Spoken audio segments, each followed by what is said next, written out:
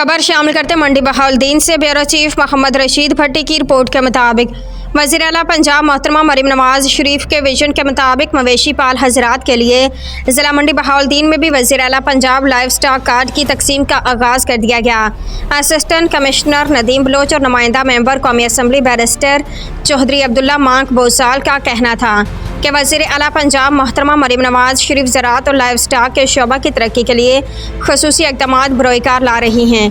किसानों के मायार ज़िंदगी की बेहतरी के लिए लाइव स्टॉक कार्ड वज़ीर आला पंजाब का अहसन इक़दाम है, जिससे मवेशी पाल हजरात मुस्तफ़ीद होंगे। लाइव स्टॉक कार्ड स्कीम 4 माह की मुद्दत के दौरानिया पर मुश्तमिल मवेशी पाल किसानों को गाय और भैंस के नर बछड़ों को फरबा करने के लिए मुतारिफ करवाई गई है।